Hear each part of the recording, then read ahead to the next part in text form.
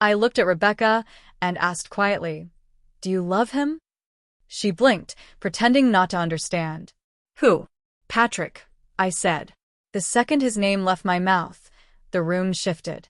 The silence that followed was heavy, louder than any scream, sharper than any confession. Even the hum of the fridge, the ticking clock, the rain against the window, it all faded. All I could hear was her shallow breathing, caught between guilt and fear. When she didn't answer, I didn't need her to. The truth was already there, hanging in the air like smoke. I didn't raise my voice. I didn't move. I just watched her eyes dart around, searching for a lie convincing enough to hide behind. Finally, she whispered, "Why would you ask that?" "Because you already did," I said. Not in words, but in everything else. The way she smiled when his name came up. The texts she turned her phone away to read. The excuses. The late nights. The quiet distance that grew louder with every passing week.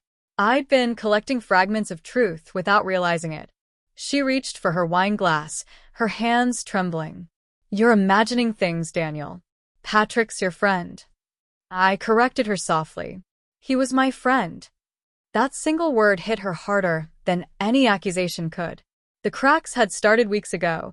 Too much laughter over secret texts, a look she tried to hide. I told myself it was nothing, that I was being paranoid. But truth has a way of whispering until you can't unhear it anymore. The night I knew for sure, Patrick had come over for dinner. Rebecca wore a red dress she hadn't touched in years. When he complimented her cooking, she blushed. When I did, she barely looked up. That's when I started to see it, the patterns, the distance, the lies. Now, with the storm raging outside, I asked her one more time. "How long?" Her face drained of color. "I don't know what you mean," she said, still trying to play innocent. "Rebecca," I said quietly, "don't make me pull it out of you." She looked down, eyes glistening. "It just happened. I didn't mean for it." A bitter laugh escaped me. "They always say that. Like love is something you trip and fall into." She looked up, and for the first time, I saw pity in her eyes. "You've been so distant, Daniel. Always working. Always tired." I was lonely. Her words landed like a knife. "Lonely," I repeated. "I was working for us. For our life." "I didn't want to hurt you," she said. "But you did," I replied. "Every time you smiled, knowing you'd already given your heart away." She cried then. And part of me, a weak, familiar part, wanted to comfort her. But I didn't. I just gripped the edge of the table to stop my hands from shaking. "When did it start?"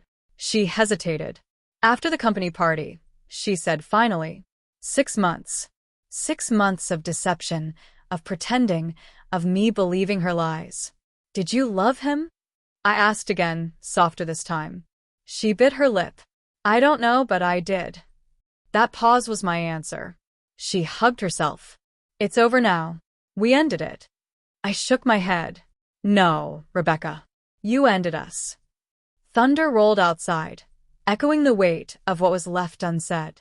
She turned away, wiping her face. "What are you going to do?" I didn't know. Part of me wanted to confront Patrick, to make him face me. Another part just wanted to disappear. Instead, I picked up my keys. "I need air," I said. She reached for me. "Daniel, please. Don't do anything you'll regret." For a moment, I almost took her hand. But I didn't. I walked out. The rain hit hard as I drove through the night. My mind was a blur of headlights and betrayal. Somehow, I ended up outside Patrick's apartment. I saw movement through the curtains, then darkness. I could have gone inside. But what would be the point? The damage was done. What I hated most wasn't him. It was the version of me that believed love was unbreakable. I drove until the storm began to fade. I stopped at the old pier where Rebecca and I once sat dreaming about forever. The water was calm now, silver under the moonlight. I thought about her laughter, her promises, and how fragile they all were. When I got home, the house was silent. She was asleep on the couch, face soft and innocent, as if nothing had happened. I looked at her for a long moment, then slipped off my wedding ring and set it on the coffee table. The soft clink echoed louder than thunder. In the morning, I packed a bag. She stirred as I opened the door. "Where are you going?" she asked groggily. "Somewhere you can't follow." "Please, we can fix this," she cried.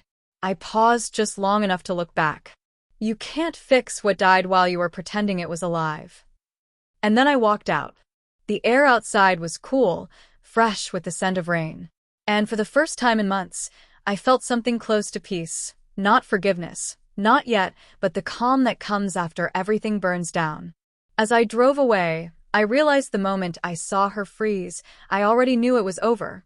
That was the moment I found closure.